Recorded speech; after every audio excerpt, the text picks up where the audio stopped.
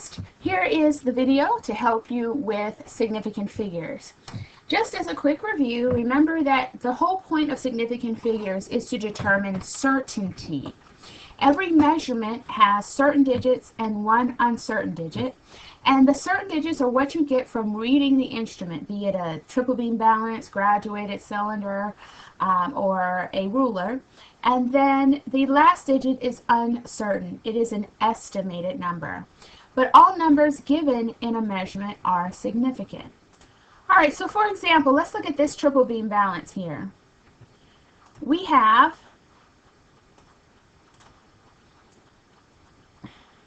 no hundreds. We have 20. That is certain. We have 7. That is certain. And if we count over, we have 0.7, right? 5, 6, 7. So 27.7. That is certain because I have a marking on my instrument that tell me 27.7. So now comes the estimated digit. Now to me it looks like it is exactly on the 7. When that happens, you put a 0. And then we have a grams. So this number would be reported, this mass would be reported as 27.70 grams. With the understanding, anyone that reads this measurement is going to understand that that last 0 was estimated. Okay, so let's look at this chart, and this is the one I used in class. With significant digits, you have to ask yourself, is the decimal present or is the decimal absent? And then you draw an arrow until you hit a non-zero digit. Every number in front of that arrow is going to be significant. So let's look at this number, 200,035. The decimal is absent. So because the decimal is absent, I'm going to start on the Atlantic Ocean side of the number and draw an arrow until I hit a non-zero digit, in this case the 5. Every single number in front of the 5, in front of the arrow, including the 5, is going to be significant. So I have 1, 2, 3, 4, 5, 6 significant figures. Now let's look at a number where the decimal is present, like this one. This time I start on the Pacific Ocean side, draw an arrow until I hit a non-zero digit, like the 6, and then I have 1, 2, 3, 4, 5 significant digits. All right, let's look at this number. You may have seen this number in class. There are a lot of zeros there. But when I go to count significant digits, I see that the decimal is present. So I start at the Pacific Ocean and I draw an arrow until I hit a non-zero digit. The non-zero digit is 2. So this number only has one sig fig. In this number right here, the decimal is absent. So I start on the Atlantic Ocean side and I draw an arrow until I hit the first non-zero digit, which is the 5. So again, I have one non-zero digit, one significant figure.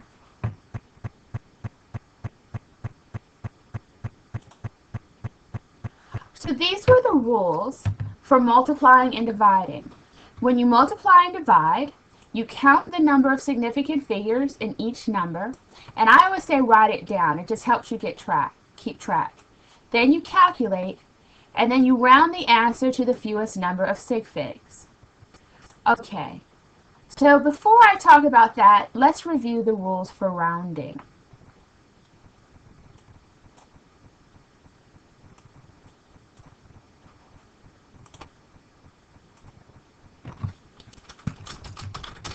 So when you go to round significant figures, okay, you count the number of sig figs that you need.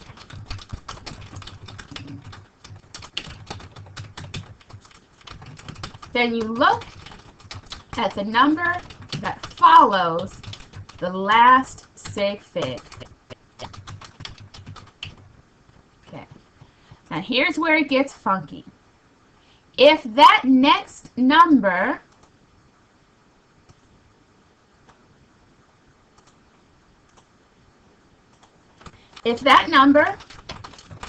is less than 5,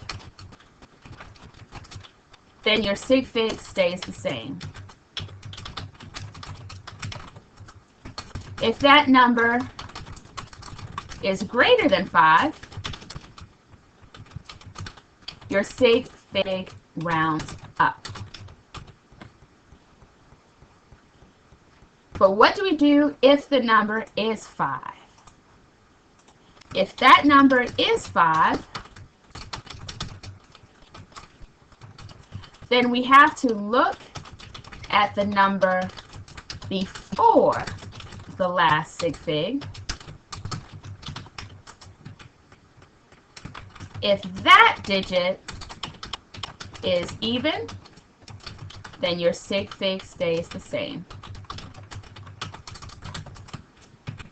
If that digit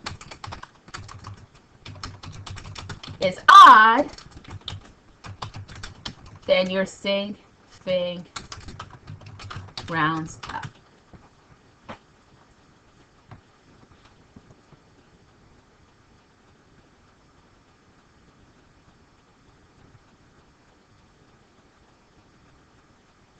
Okay, so go ahead and pause the video and write this down. When you're ready, unpause it, and we'll go back and round. So here we are. When we look at this first number,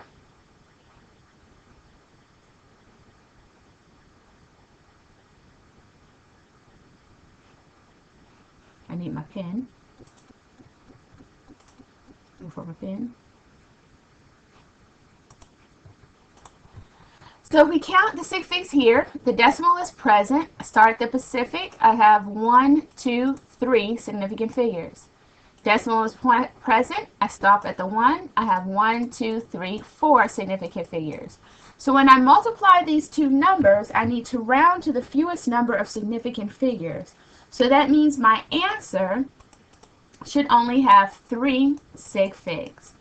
So you plug those numbers into your calculator, and when you solve 2.86 times 1.824, your calculator will give you 5.21664, and of course we always have to have a unit, and in this case it's feet squared.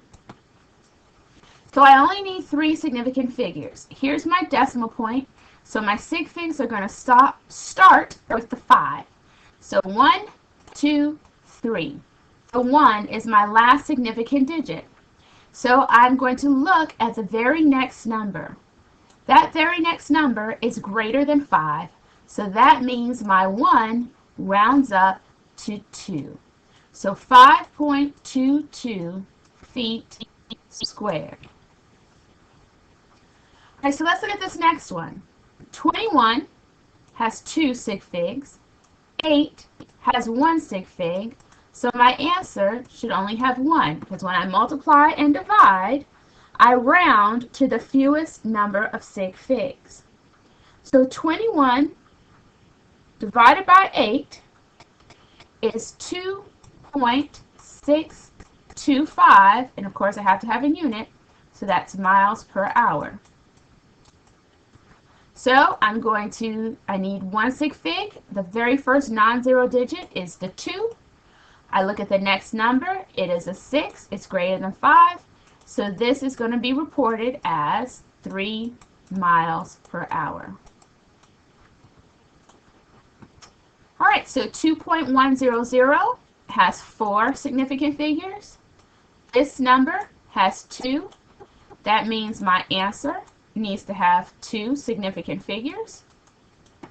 So 2.100 times 0.0003 gives me 0.00063 meters squared. Now, does this answer have 2 significant figures? Well, the decimal is present. I would draw an arrow until I hit the first non-zero digit, which is the 6.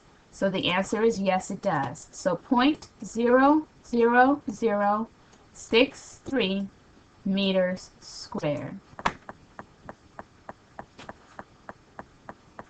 So that's multiplying and dividing with significant figures. You're looking for the fewest number.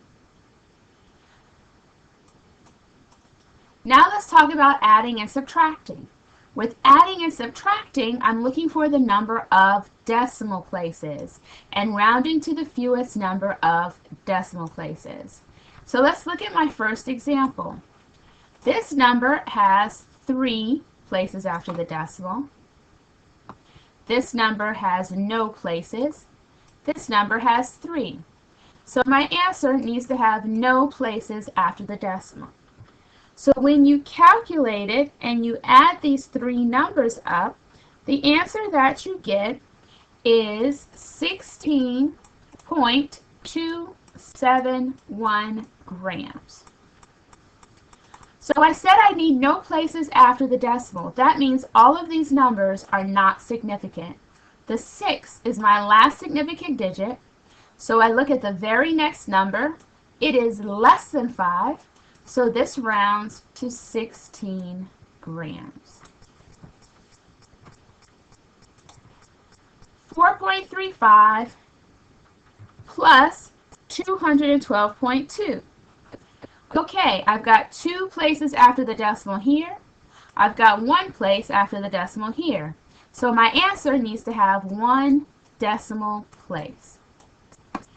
So 4.35 plus 212.2 gives me 216.55 seconds.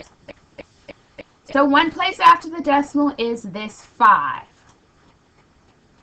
So I look at the very next number, and the next number is a 5. So when your next number is a 5, that's when you have to go backwards. So I look at the number in front.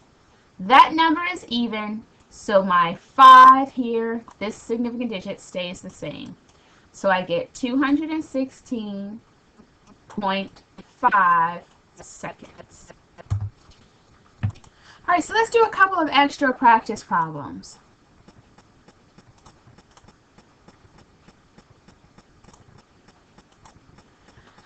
Let's say I have the number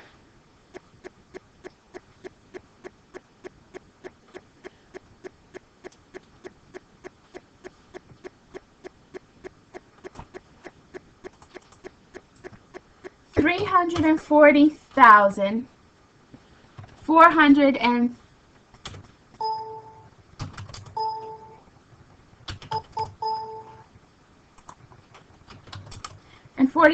sorry about that, 438 grams. And I want to know the number of significant figures. Well, the decimal point is absent, so I would start at the Atlantic Ocean. I would stop when I got to the 8, and I would have 1, 2, 3, 4, 5, 6 significant figures. Now, what if I said to you, okay, what I want you to do now is I want you to write this number, round this number,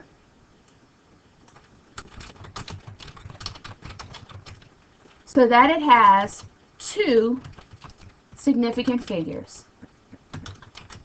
Okay.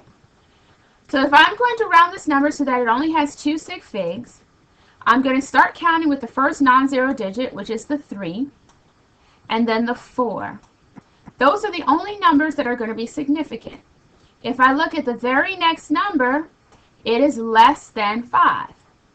So my answer is going to be 3, 4, 0, 0, 0, 0. So what just happened? Well, I still have to say that it's 340,000. But in order to have only 2 sig figs, I would need to make everything else be placeholders. Placeholder zeros. The other way to do that is to put it in scientific notation.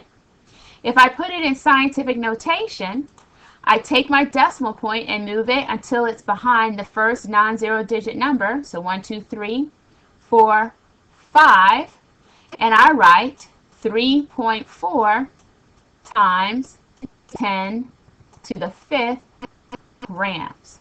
Scientific notation is a great way to show significant figures because they only have significant figures. So I'm going to write this down so you have this. A great thing about scientific notation is that all the numbers in front of the x are significant. So you never have to guess if a number, how many significant figures a number of scientific notation has, because all those numbers in front are significant. So if I wanted to round this number to 3 sig figs,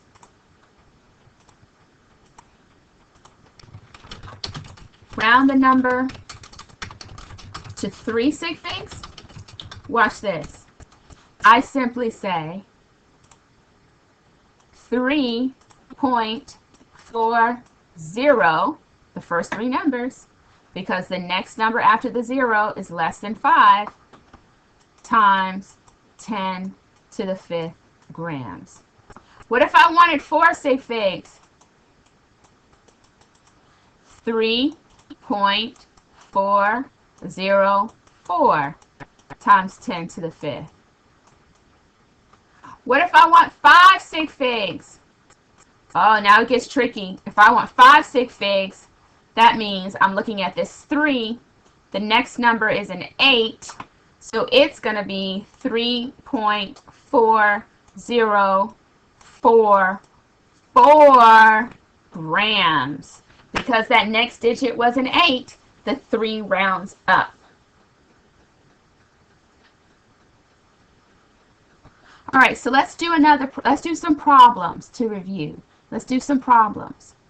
All right, how about this problem?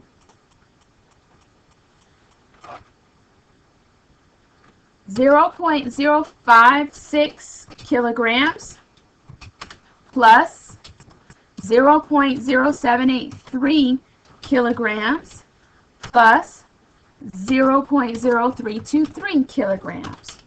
All right, so I'm adding here. So what rule do I use?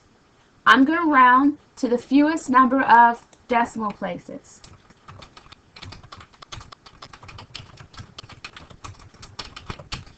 All right, so how many decimal places do I have in this first number? 3. How many places after the decimal here? 4. How many places after the decimal here? 4. So then we use what I call our handy dandy calculator, and we add up all of our numbers. We add up that 0.056 plus that 0.0783 plus that 0.0323, and we get 0.1666 kilograms. I need 3 places after the decimal because that's the fewest. So I count 1, 2, 3. And then I look at the next number. It's greater than 5, so my answer is 0.167 kilograms. All right, we'll do one more problem, and then we'll wrap it up here. So let's do this one. Let's do 0.0482 grams divided by 0.003146 milliliters. Okay, so for this problem, I'm dividing, and for multiplying and dividing, it's the fewest number of sig figs. Number of sig figs. All right, so this number, the decimal is present. I stop at the 4. I have 3 sig figs. The decimal is also present here. I stop at the 3. I have 4 sig figs. So my answer needs to have 3 sig figs. So when I plug it in,